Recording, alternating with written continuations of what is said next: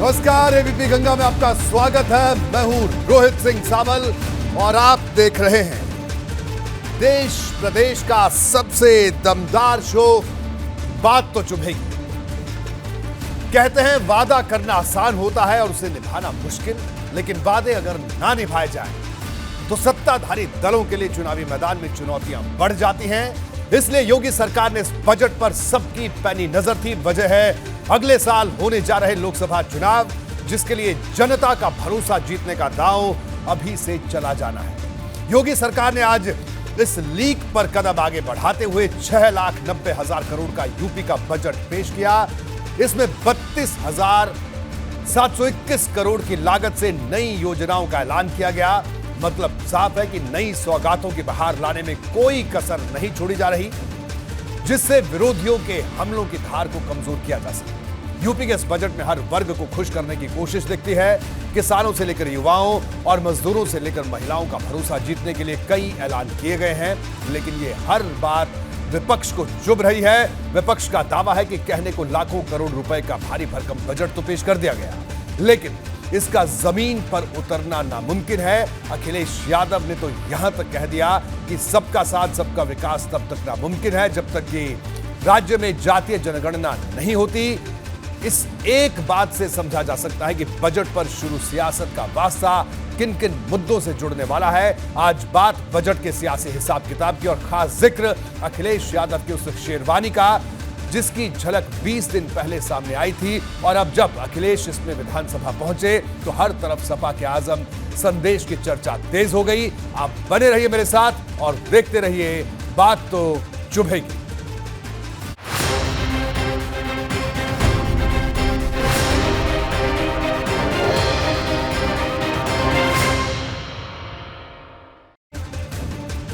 Budget में पूरे साल के हिसाब किताब की बात होती है, इसलिए विपक्ष की कोशिश ऐसे रणनीतिक संग्राम की है जिसमें किश्तों में लड़ा जा सके।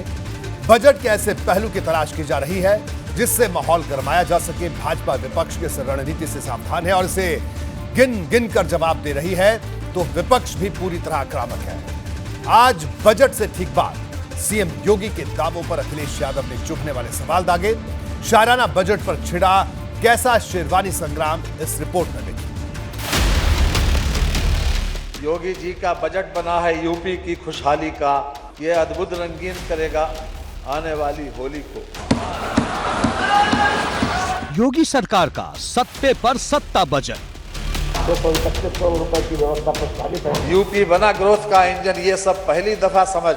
और फकत किनारे बैठे बैठे लहरों से मत सवाल कर, डूब के खुद गहरे पानी में पानी का फलसफा समझ।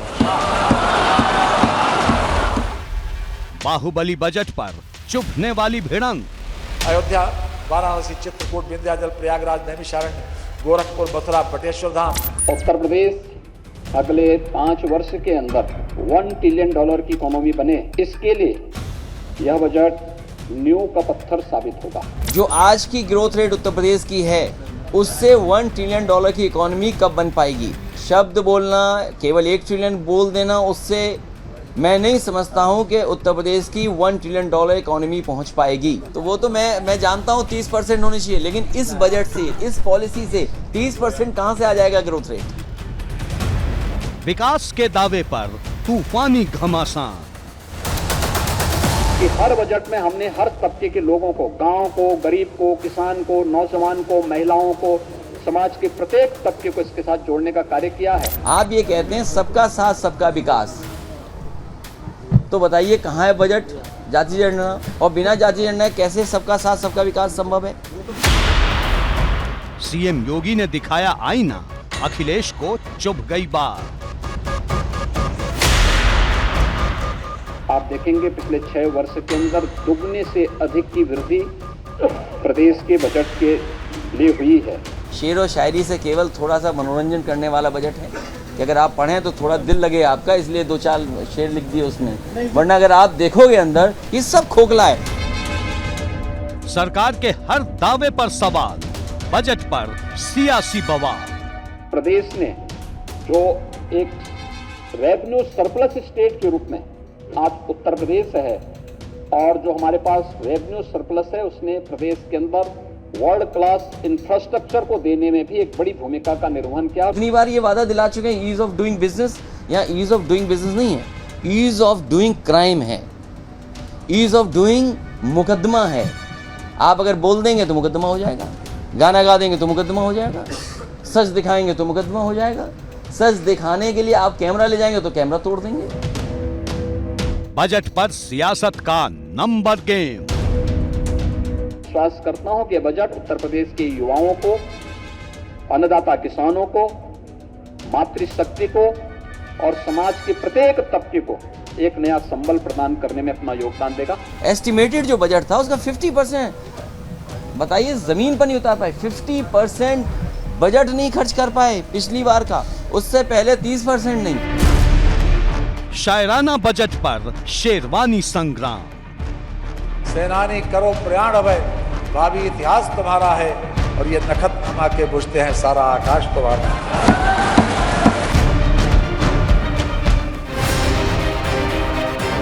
बात तो चुभेगी। यूपी की 25 करोड़ की जनता की उम्मीदों के बीच वित्त मंत्री सुरेश खन्ना ने बजट पेश करते हुए कई बार विपक्ष पर शायराना हमला बोला। वित्त मंत्री के निशाने पर वो तमाम दल थे जो बजट आने से पहले ही से फेल बता रहे थे। सरकार का दावा है बजट से यूपी की ग्रोथ को रफ्तार मिलेगी।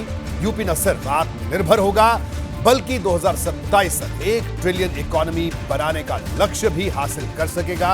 वहीं विपक्ष ने इसे मुंगेरी लाल के हसीन सपने तक बता डाला। योगी जी का बजट बना है यूपी की खुशहाली का, यह अद्भुत रंगीन करेगा आने वाली होली को।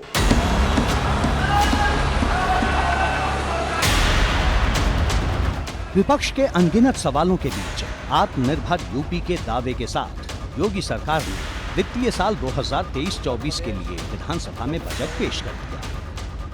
पहला बजट हमें प्रस्तुत करने का अवसर प्राप्त हुआ था, तो बजट हम लोगों ने प्रदेश के अन्नदाता किसानों को समर्पित किया था। इंफ्रास्ट्रक्चर और औद्योगिक विकास के लिए समर्पित किया था। वर्ष 19-20 का बजट प्रदेश के अंदर मिशन शक्ति, जिसमें महिला सुरक्षा, महिला सम्मान और स्वावलंबन के लिए समर्पित किया था। उस प्रकार की योजनाओं को ध्यान में रख करके 20-21 का बजट हुआ था प्रदेश के युवा शक्ति के लिए। यह बजट उत्तर प्रदेश के त्वरित, सर्वसमावेशी और समग्र विकास के साथ साथ आत्मनिर्भर भारत की तर्ज पर आत्मनिर्भर उत्तर प्रदेश की नींव को प्रस्तुत करने वाला बजट है। योगी सरकार के बजट में स्वास्थ्य और चिकित्सा, ग्रामीण विकास, इंफ्रास्ट्रक्चर डेवलपमेंट, कनेक्टिविटी, औद्योगिक कॉरिडोर के विकास, यूपी की ग्रोथ बढ़ाने और 2027 तक यूपी को 1 ट्रिलियन इकोनॉमी बनाने पर फोकस किया गया है। वित्त मंत्री सुरेश खन्ना ने विधानसभा में 6,90,000 करोड़ रुपए का बजट पेश किया। नई योजनाओं के लिए 32,721 करोड़ 96 लाख का बजट रखा गया है।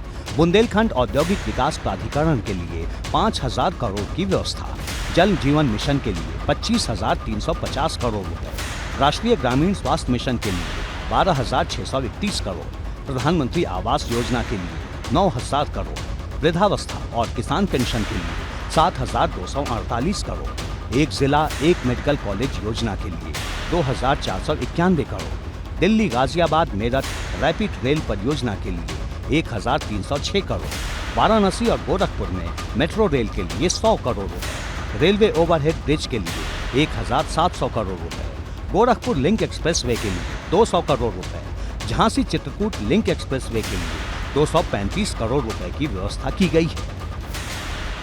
डिफेंस कॉरिडोर के विकास के लिए 550 करोड़ और गोरखपुर लिंक एक्सप्रेसवे के किनारे औद्योगिक गलियारे के विकास के लिए भी बजट में व्यवस्था की गई है। गोरखपुर पूर्वांचल लिंक एक्सप्रेसवे परियोजना का निर्माण प्रगति पर है तथा दिसंबर 2022 तक 56% कार्य पूर्ण हो चुका है। मेरठ से प्रयागराज तक लगभग 594 किलोमीटर लंबे लगभग 36,230 करोड़ रुपए से लागत से बन रहे गंगा एक्सप्रेस वे के निर्माण का कार्य प्रगति पर है। वित्तीय वर्ष 2023-24 के बजट में झांसी लिंक एक्सप्रेस वे तथा चित्रकूट लिंक एक्सप्रेस वे की नई परियोजनाओं के प्रारंभिक चरण हेतु 235 करोड़ रुपए की व्यवस्था प्रस्तावित है।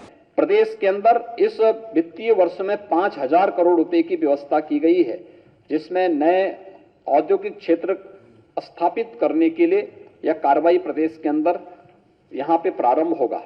इसके अलावा झांसी बुंदेलखंड औद्योगिक विकास प्राधिकरण की भी व्यवस्था आज इस बजट में की गई है, जिसके लिए इस बजट में 5,000 करोड़ रुपए की व्यवस्था हम लोगों ने इसमें की है।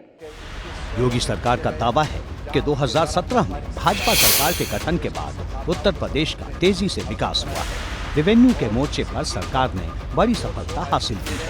विधानसभा में बजट पेश होने के बाद मीडिया से मुखातिब हुए सीएम योगी ने कहा, वित्तीय साल 2016-17 से पहले बजट में राजस्व का योगदान 33% था, जो अब बढ़कर 45% तक पहुंच चुका है।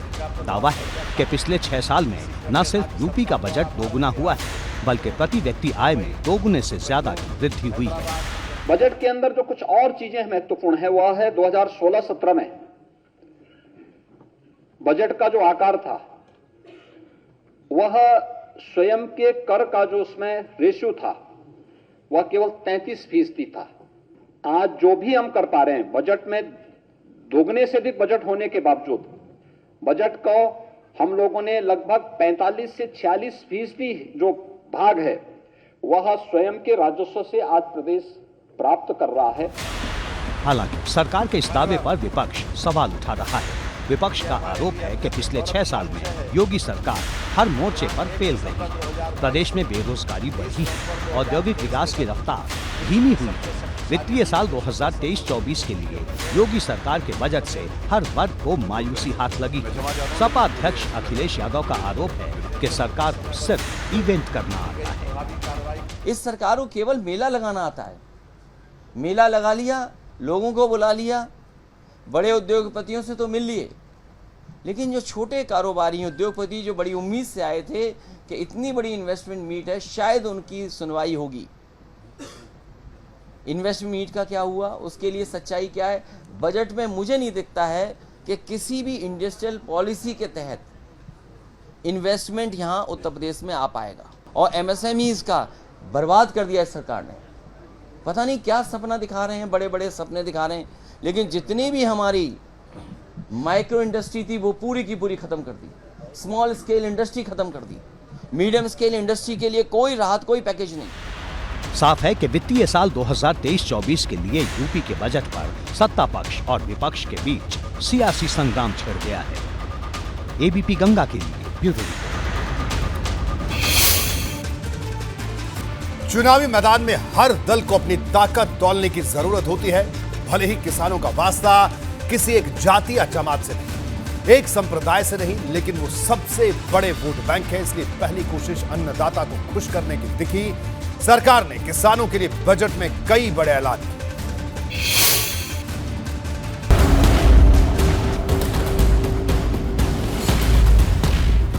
योगी सरकार के बजट में किसानों के लिए कई बड़े ऐलान किए गए हैं। बजट में सिंचाई के लिए किसानों को बिजली बिल में 100% तक छूट की घोषणा की गई है। इसे चरणबद्ध तरीके से लागू किया जाएगा। अब तक योगी सरकार किसानों को बिजली बिल में 50% तक छूट दे रही थी। इसे निजी नलकूप से जुड़े हुए जो हमारे अन्नदाता किसान हैं उन्हें हमने पिछले बजट में विद्युत बिल में 50% की छूट दी थी। आने वाले समय में हम उन्हें व्यवस्थित तरीके से 100% छूट देने की व्यवस्था करने जा रहे हैं। इसके साथ ही कृषि क्षेत्र में स्टार्टअप और नए प्रयोग को बढ़ावा देने के लिए एग्रीकल्चर एक्सीलेटर फंड के तहत 20 करोड़ रुपए, कृषि मार्केटिंग सुविधाओं के लिए 3,473 करोड़ रुपए, दूध उत्पादन को बढ़ावा देने के लिए 86 करोड़ 95 लाख रुपए, मेरठ और वाराणसी में डेयरी प्रोजेक्ट्स के लिए 60 करोड़ रुपए के आवंटन का प्रस्ताव है। योगी सरकार ने बजट में उज्ज्वला योजना के लाभार्थियों को साल में एक फ्री गैस सिलेंडर देने का वादा किया है। उत्तर प्रदेश के समग्र और समावेशी विकास के साथ ही एक आत्मनिर्भर उत्तर प्रदेश की नींव को रखने वाला एक बजट है। मेरा विश्वास है कि सबका साथ, सबका विकास सबका विश्वास और सबके प्रयास की भावना को आगे बढ़ाते हुए यह बजट उत्तर प्रदेश की 25 करोड़ जनता की भावनाओं को प्रतिनिधित्व करने वाला होगा। विधानसभा में बजट पेश करते हुए वित्त मंत्री सुरेश खन्ना ने दावा किया कि प्रदेश के गन्ना किसानों के बकाया भुगतान की दिशा में तेजी से काम हुआ है। सुरेश खन्ना के मुताबिक 2017 से अब तक 1,96,000 करोड़ रुपए का भुगतान किया गया, जबकि 2012 से 2017 के बीच सपा के कार्यकाल में 95,125 करोड़ रुपए का भुगतान हुआ था। इस पर सपा अध्यक्ष अखिलेश यादव ने योगी सरकार पर चुभने वाला वार किया है। गन्ना किसान बर्बाद हो गया। जो वादे किए थे एक्सपेंशन के कि मिल्स को हम एक्सपेंड करेंगे, कितनी मिल्स एक्सपेंशन पे चली गई या कितना को जनरेशन हो गया? आप मिल्स के और किसानों की क्या रेट बढ़ाई है आपने? पता नहीं सरकार किस दिशा में जा रही है। नया कुछ नहीं, जैसा पिछले साल था उसी तरह से ये बजट में घोषणाएं तो कर देते हैं। जैसे इरिगेशन में घोषणा होती है, भाई इतने दिए, नहरें तो बनी हुई है, उसकी सफाई भी होगी, तो सफाई को बजट में जोड़ दिया, उससे तनख्वाही जाती है। जैसे उन्होंने गन्ने में कहा कि गन्ने का रिकॉर्ड भुगतान करा, गन्ने में सरकार को बजट से पैसा थोड़ा देती है। तो ये जो चीजें हैं, बजट का पैसा कहाँ जा रहा? बजट जाना चाहिए कि ये कहें कि हम हर खेत को फ्री पानी देंगे। वित्त मंत्री सुरेश खन्ना ने बजट में 14 जिलों में मेडिकल कॉलेज के लिए 2,491 करोड़ रुपए की व्यवस्था की है। इस पर अखिलेश यादव ने राज्य में अब तक बने मेडिकल कॉलेजों में स्टाफ न होने पर सवाल उठाए हैं। सबसे पहला मेडिकल कॉलेज जो आज के प्रदेश राष्ट्रीय अध्यक्ष हैं भारतीय जनता पार्टी के, नड्डा जी, उनके साथ मैंने मिलकर के पहला शाहजहांपुर में मेडिकल कॉलेज खुलवाया था। केवल ये बता दें कि उस मेडिकल कॉलेज की फैकल्टी पूरी है कि नहीं है। जब मेडिकल कॉलेज की फैकल्टीज पूरी नहीं होंगी, जो टेक्निकल स्टाफ है वो पूरा नहीं होगा, जो मशीनें चलाने के लिए स्टाफ नहीं पूरा होगा, तो मेडिकल कॉलेज केवल बिल्डिंग बनाने से मेडिकल कॉलेज नहीं चलेगा। और देखिए आप इनकी चतुराई या चमत्कारी, जब सरकार नहीं चला पा रही है मेडिकल कॉलेजेस, तो कह रही है हम पीपीपी पे मेडिकल कॉलेज चलाएंगे। मतलब साफ है कि विपक्ष की नजर में योगी सरकार के 7वें बजट में प्रदेश की जरूरतों का ध्यान नहीं रखा गया। हालांकि योगी सरकार का दावा है कि बजट में हर क्षेत्र का ख्याल रखा गया है। सीएम योगी के मुताबिक सरकार का लक्ष्य सौर ऊर्जा के क्षेत्र में कीर्तिमान बनाने का है। प्रदेश के अंदर अयोध्या को एक मॉडल सोलर सिटी के रूप में विकसित करने और फिर अयोध्या की तर्ज पर प्रदेश के सभी नगर निकायों को, खासतौर पर जो हमारे 17 नगर निगम हैं, इस नगर निगम को भी उन्हीं तर्ज पर आगे बढ़ाने के लिए, जिससे हम लोग प्रदेश में नेट जीरो की तरफ जा सके। वित्त मंत्री सुरेश खन्ना ने बजट में छात्रों को लैपटॉप और टैबलेट देने के लिए 3,600 करोड़ रुपए का प्रस्ताव रखा है। एबीपी गंगा के लिए ब्यूरो रिपोर्ट। एक एक कर बताते हैं कि आखिर किस क्षेत्र को योगी सरकार ने ताजा बजट में कौन सा तोहफा मिला। सबसे पहले बुंदेलखंड की बात करते हैं, जिसकी चर्चा पिछड़े इलाकों के रूप में होती रही है, लेकिन बजट में सरकार इस इलाके पर सबसे ज्यादा मेहरबान दिखती है। इसे बजट का कायाकल्प संदेश कहा जा रहा है। जी हां, बुंदेलखंड को क्या सौगात मिली, सबसे पहले देखिए। डिफेंस कॉरिडोर परियोजना के लिए 550 करोड़ रुपए दिए गए। बुंदेलखंड औद्योगिक विकास प्राधिकरण 5,000 करोड़ रुपए दिए गए। बुंदेलखंड के विकास के लिए 600 करोड़, विशेष योजनाओं के लिए 525 करोड़, बुंदेलखंड में पर्यटन विकास के लिए 40 करोड़, झांसी चित्रकूट लिंक एक्सप्रेसवे के लिए 235 करोड़ रुपए का प्रावधान इस बजट में रखा गया है। बढ़ते आगे और अब बात करते हैं पश्चिमी उत्तर प्रदेश की। जी हां, जहां 2024 के चुनाव में किसानों के मुद्दे पर जबरदस्त घमासान होने वाला है। ऐसे में सबकी नजर इस बात पर है कि पश्चिम को कौन सी सौगात मिली, पश्चिम यूपी को क्या मिला, ये देखिए। गंगा एक्सप्रेस वे 36,230 करोड़ रुपए, मुरादाबाद में विश्वविद्यालय के लिए 50 करोड़, शाकुंभरी देवी मंदिर के लिए 50 करोड़, दिल्ली मेरठ रैपिड रेल परियोजना 1,306 करोड़, आगरा मेट्रो प्रोजेक्ट 465 करोड़ रुपए की सौगात मिली है। यह पश्चिम उत्तर प्रदेश को इस बजट से मिला। बढ़ते हैं आगे और बात करते हैं अवध क्षेत्र की, जहां लखनऊ से कानपुर तक के लिए कई बड़े ऐलान हुए हैं। अवध को क्या मिला, जल्दी से आपको ये दिखाते हैं। कानपुर मेट्रो 585 करोड़ रुपए का प्रावधान इसके लिए रखा गया है। अयोध्या सहित बड़े तीर्थ क्षेत्र के विकास के लिए 300 करोड़। लखनऊ में माटी कला टेराकोटा प्रशिक्षण एवं फैसिलिटी सेंटर के लिए भी अलग से प्रावधान किया गया। इसके अलावा देवी पाटन में विश्वविद्यालय की स्थापना के लिए 50 करोड़ रुपए का प्रावधान। नैमिषारण्य में वैदिक विज्ञान केंद्र की स्थापना। सीतापुर में प्रसिद्ध तपस्थल अध्ययन केंद्र। कुकरैल वन में नाइट सफारी पार्क के लिए 50 करोड़ रुपए का प्रावधान किया गया है। बात पूर्वांचल की, जहां विकास के रिकॉर्ड बनाने के दावे किए जाते रहे हैं। आइए दिखाते हैं पूर्वांचल को क्या कुछ इस बजट में मिला। गोरखपुर लिंक एक्सप्रेसवे पर औद्योगिक कॉरिडोर 200 करोड़ रुपए। पूर्वांचल एक्सप्रेसवे पर औद्योगिक cluster. Gorakhpur Varanasi metro 100 crore. Varanasi ropeway 150 crore. Azamgarh के हरिहरपुर में संगीत महाविद्यालय की स्थापना की जाएगी। ये सब कुछ पूर्वांचल को मिला। हमारे साथ वित्त मंत्री सुरेश खन्ना जी खुद मौजूद हैं, उनसे बात करते हैं। वित्त मंत्री जी, आपका स्वागत है बीपी गंगा में। जी, मेरा आपसे पहला सवाल, क्या ये बजट 2024 के लोकसभा चुनाव के मकसद को रखकर बनाया गया है, क्योंकि इसे चुनावी बजट कहा जा रहा है? चुनाव एक महत्वपूर्ण इवेंट है, लेकिन हम लोग हर काम चुनाव के लिए ही नहीं करते। हमारा तो बहुत पहले से ही सोचना रहा है कि जब हमारा एक चुनाव समाप्त होता है तो दूसरे चुनाव के लिए तैयारी दूसरे दिन से शुरू हो जाती है। तो खास तौर से ये कहना कि चुनाव के लिए ही बजट है, ये सही नहीं है। जन कल्याण का बजट है, सर्वसमावेशी और सर्वहितकारी बजट देने की कोशिश की है। बाकी मूल्यांकन लोगों का, अर्थशास्त्रियों का और जनता का है। लेकिन मैंने योगी जी की सरकार में एक बहुत अच्छी भावना से इस बजट को प्रस्तुत किया है और इसमें पूरी संवेदनशीलता झलकती है जी। और हर तरह से सुरेश जी, मेरा एक और सवाल है आपसे। सवाल मेरा यह, माफी के साथ आपको रोक रहा हूं, कि गांव के विकास और कायाकल्प करना आपकी सरकार के एजेंडे में रहा है। यह बजट उस तरह कितना बड़ा कदम से माना जाए, मैं आपसे ये जानना चाहता हूं।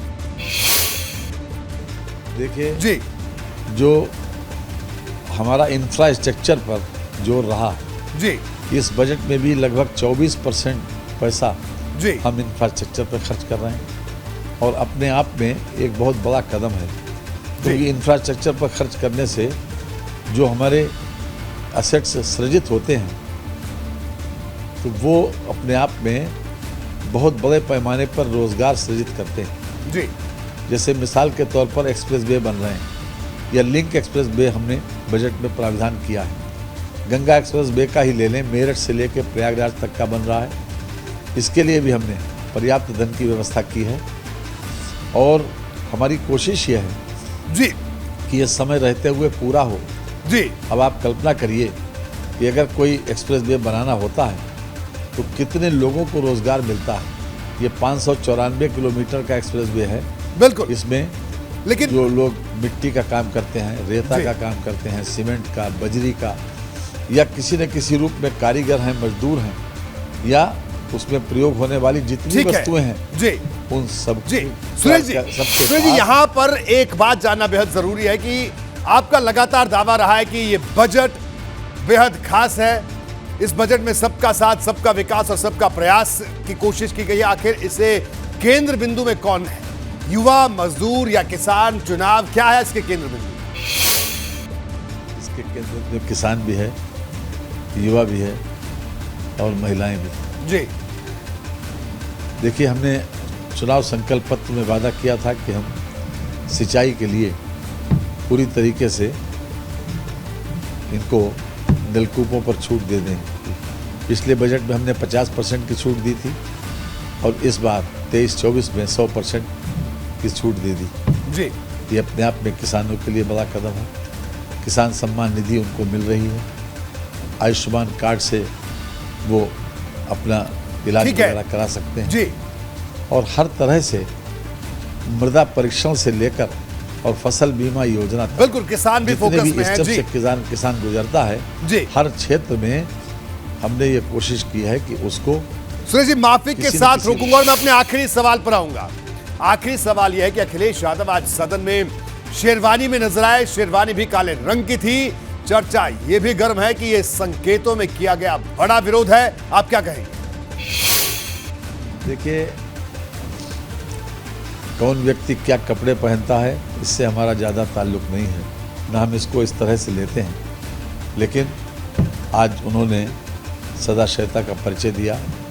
बजट के समय जी पूरे समय तक वो शालीनता से सुनते रहे और उनके पूरे दल ने आज बैठकर उसको सुना शालीनता से। यही काफ़ी है।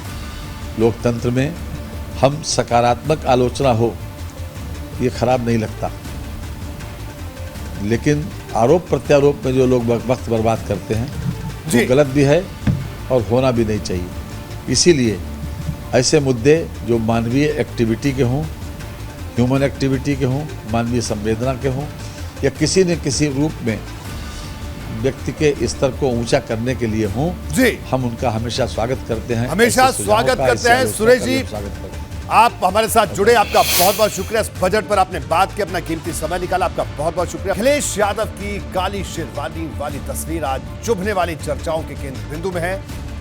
शेरवानी में इसलिए सियासी संकेत तलाशे गए क्योंकि 20 दिन पहले अखिलेश यादव ने अपने शेरवानी वाले नए लुक को लेकर ट्वीट किया था।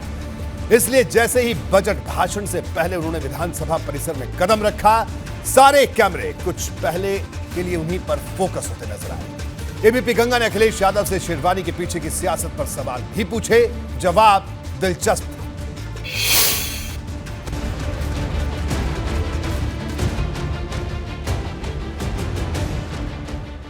अखिलेश को ऐसी काली शेरवानी में कभी देखा है भला? ये सवाल विधानसभा में सपा के विरोधी नेताओं की जुबान पर था।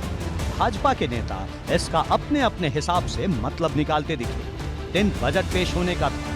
ऐसे मौके पर अखिलेश इस कदर काली शेरवानी में क्यों आए, इस पर अटकलों का बाजार गर्म रहा।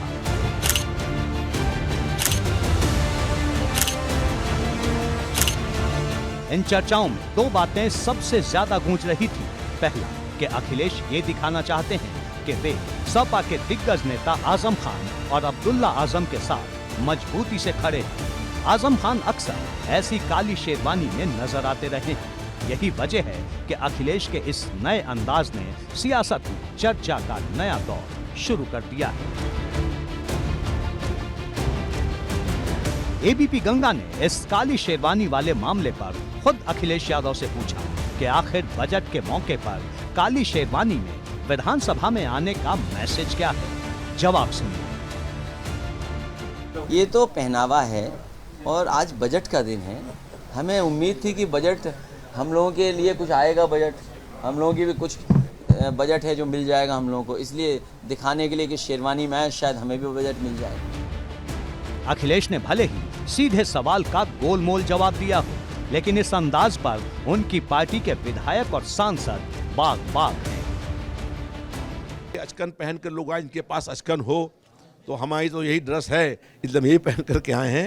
लेकिन जिनके पास अचकन थी और समय इतना कम था कि अचकन सिलाने का समय था नहीं, तो अब ये राष्ट्रीय अध्यक्ष जी ने कहा वो पहन करके आए अचकन आज, तो जिनके पास अचकन थी वो अचकन पहन। मोहब्बत का प्रतीक है ये शेरवानी।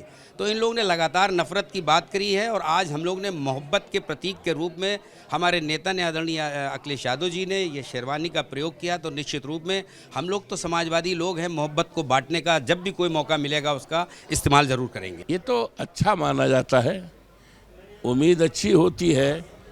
शादी वादी में भी शेरवानी पहनते। एक अच्छी उम्मीद थी कि सरकार कुछ देगी प्रदेश की जनता को, दिया नहीं, और इसके बारे में मैं नेताजी ने सब कुछ कह दिया है। भले ही सपा के विधायकों और वरिष्ठ नेताओं ने इसे सिर्फ संयोग बताया, लेकिन सपा के सांसद एसटी हसन ने साफ कहा कि ये विरोध का प्रयोग है और मामला सीधे सीधे आजम खान से जुड़ा है। देखिए, जाहिर सी बात है, जो कुछ हो रहा है आजम खान साहब के खिलाफ वो हमें और आपको सबको मालूम है। जिस तरह से अपोजिशन वालों को विक्टिमाइज किया जा रहा है, मुझे बताने की ज़रूरत नहीं है। और जो किसान का हाल है, जो महंगाई का हाल है, जो बेरोज़गारी का हाल है, डीजल पेट्रोल का मामला की रेट्स हैं, इन सबको देखते हुए वो एक प्रोटेस्ट है। वहीं भाजपा अखिलेश के इस पहनावे पर तंज के साथ यहां तक कह रही है कि अखिलेश की शेरवानी के पीछे वर्ग विशेष के तुष्टीकरण की कोशिश है।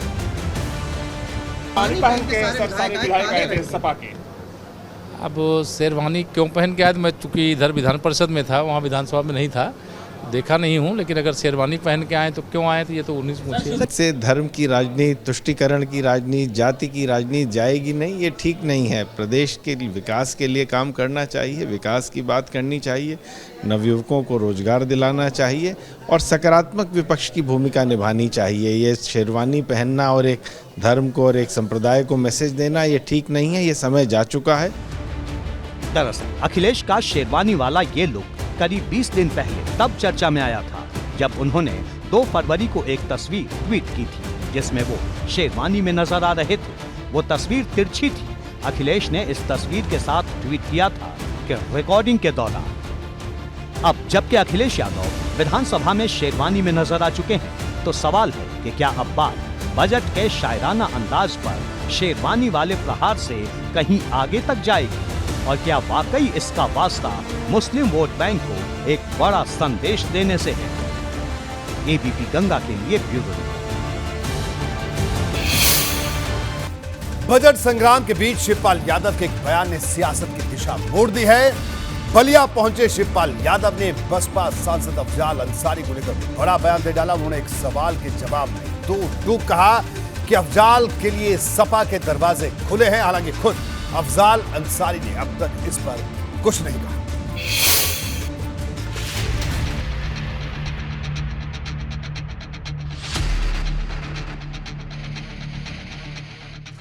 क्या पूर्वांचल में समाजवादी पार्टी बसपा को बड़ा झटका देने वाली है? क्या गाजीपुर से बसपा सांसद अफजाल अंसारी समाजवादी पार्टी का दामन थाम सकते हैं? ये सवाल तब सरगर्म हो गया जब अफजाल के सपा में शामिल होने की चर्चा पर पूछे गए सवाल का पार्टी महासचिव शिवपाल यादव ने 2 टूक जवाब दिया। उन्होंने कह दिया अफजाल के लिए सपा के दरवाजे खुले हैं। हमारे सभी दरवाजे खुले हैं। जो पुराने हमारे जितने भी समाजवादी हमारे साथ भी रहे हैं, विधायक भी रहे, सांसद भी रहे हमारी पार्टी। नहीं, अफजाल के लिए भी खुले हैं। बिल्कुल, अफजाल के लिए अफजाल अंसारी पूर्व विधायक मुख्तार अंसारी के बड़े भाई हैं। दोनों के बड़े भाई सिबकतुल्ला अंसारी सपा से जुड़े हैं। उनके बेटे मन्नू अंसारी मोहम्मदाबाद से सपा के विधायक हैं, तो मुख्तार के बेटे अब्बास अंसारी मऊ सदर सीट से सपा सुभाषपा गठबंधन के प्रत्याशी के रूप में पिछले साल विधायक बने। वे सुभाषपा के कोटे की सीट से विधायक चुने गए, लेकिन सुभाषपा अध्यक्ष ओम प्रकाश राजभर उन्हें सपा का नेता बता चुके हैं।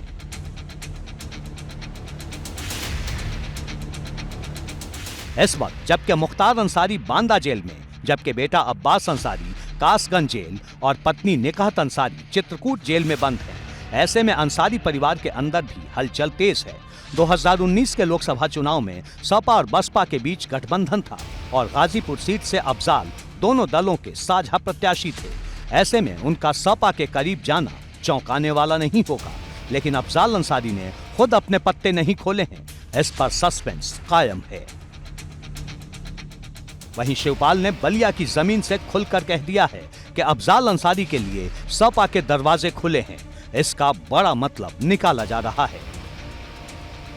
हमारे सभी दरवाजे खुले हैं। जो पुराने हमारे जितने भी समाजवादी हमारे साथ भी रहे हैं, विधायक भी रहे, सांसद भी रहे हमारी पार्टी। नहीं, अफजाल के लिए भी खुले हैं।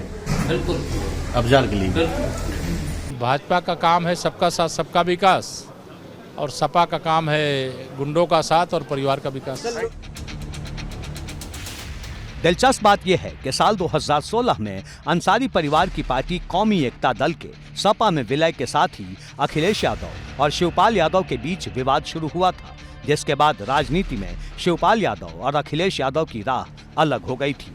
अब जबकि लंबे वक्त बाद शिवपाल यादव समाजवादी पार्टी के साथ हैं, तो फिर अंसारी परिवार से करीबी के संकेत दिए जा रहे हैं। सपा के इस नए तेवर ने भाजपा को सवाल उठाने का मौका दे दिया है। वो उनकी पार्टी है। अब चाचा भतीजे के साथ आए हैं तो आजकल नया राग अलाप रहे हैं, मगर ये तो शिवपाल जी ने खाली एक चीज आज बोली है कि हमारा चाल चरित्र और चेहरा क्या होने वाला है। शिवपाल यादव के बयान से सवाल इसलिए भी उठ रहे हैं क्योंकि जब उनसे पूछा गया कि आने वाले लोकसभा चुनाव में सपा की रणनीति क्या होगी और सपा आजमगढ़ लोकसभा उपचुनाव क्यों हार गई, तो शिवपाल ने साफ कहा कि अगर उन्हें जिम्मेदारी दी गई होती तो शायद नतीजे कुछ और होते। और आगे आने वाले चुनाव में अब पता चलेगा, आजमगढ़ का फिर जीतेंगे। अब ये परिस्थितियाँ थी, अगर मैं ये सही है कि अगर मुझे जिम्मेदारी मिली होती तो मैं उसमें काम करता और काम करके जिताता।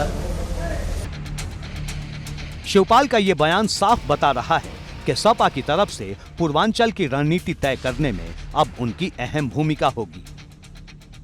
एबीपी गंगा के लिए ब्यूरो रिपोर्ट। लालू यादव के बेटे और बिहार की नीतीश सरकार में मंत्री तेज प्रताप यादव अपने एक सपने की वजह से चर्चा में है। राजद के नेता इस सपने का खुलासा खुद उन्होंने किया। उनका दावा है कि उनके सपने में मुलायम सिंह यादव आए थे और उन्हें गले लगाकर साइकिल से चलने का संदेश दिया। इस बयान के कई मायने निकाले जा रहे हैं।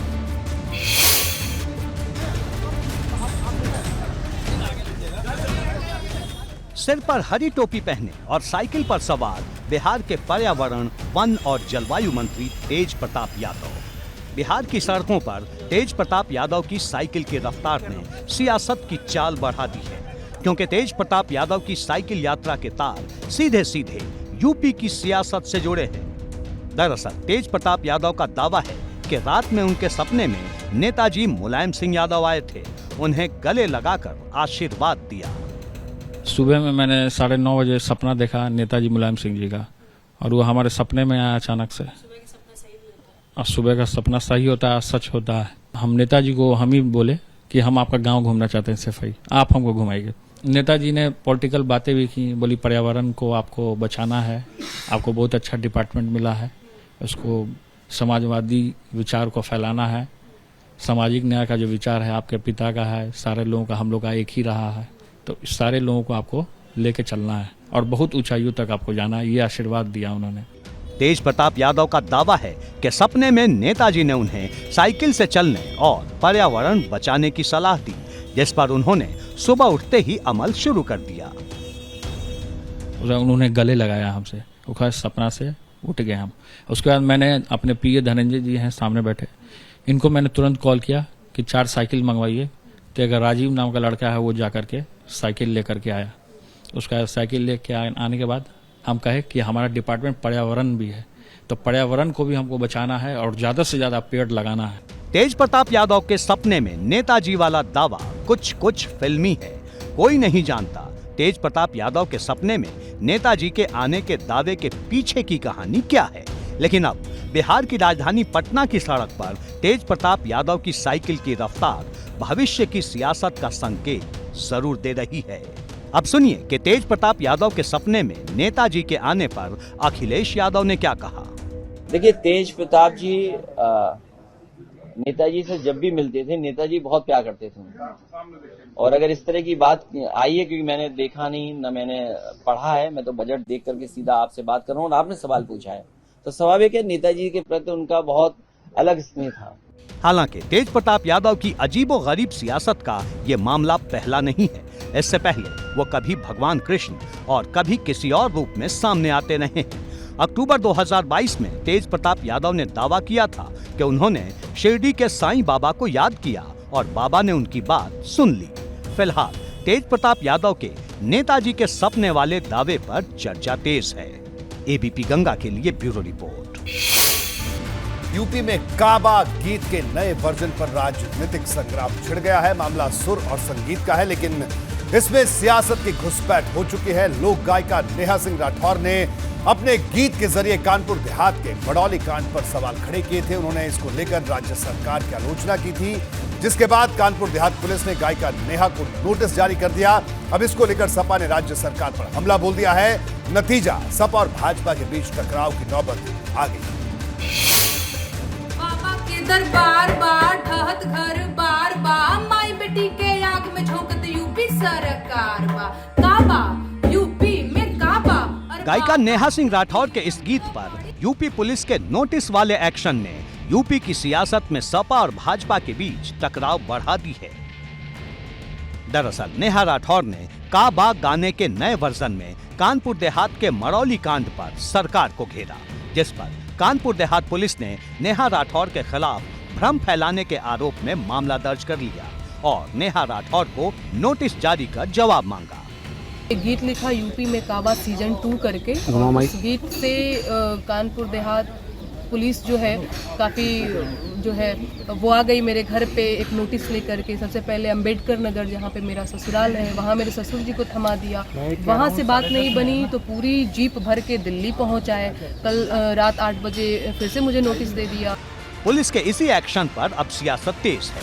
अखिलेश यादव ने नेहा राठौर पर पुलिस के नोटिस को आधार बनाकर यूपी में काबा गाने का नया संस्करण पेश कर दिया। अखिलेश यादव ने लिखा, यूपी में काबा, यूपी में झूठे केसों की बहार बा, यूपी में गरीब किसान बेहाल बा, यूपी में पिछड़े दलितों पर प्रहार बा, यूपी में कारोबार का बंटाधार बा, यूपी में भ्रष्टाचार ही भ्रष्टाचार बा, यूपी में बिन काम के बस प्रचार बा, यूपी में अगले चुनाव का इंतजार बा, यूपी में अगली बार भाजपा बाहर बा।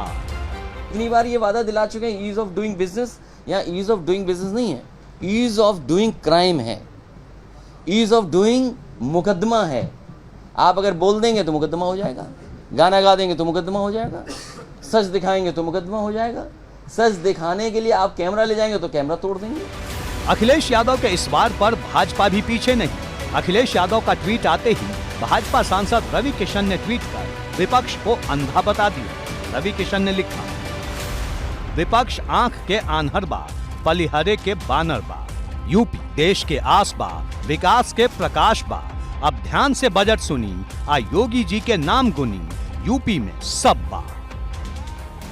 मतलब ये कि नेहा राठौर के काबा वाले गाने पर छिड़ी सियासी जंग हर कदम आगे बढ़ रही है। कांग्रेस भी पीछे नहीं। गीत गा देने से या लिख देने से अपराध खत्म हो जाएगा, या अभिव्यक्ति का एक स्वरूप है लिखना, पढ़ना, गाना। अगर उस नेहा ने किया है तो कोई पहली बार तो नहीं कर रही, उसने तमाम ज्वलन समस्याओं पे कई बार किया। कुल मिलाकर नेहा राठौर के काबा वाले गाने का नया वर्जन उत्तर प्रदेश की सियासत में तूफान लेकर आया है। एबीपी गंगा के लिए ब्यूरो रिपोर्ट।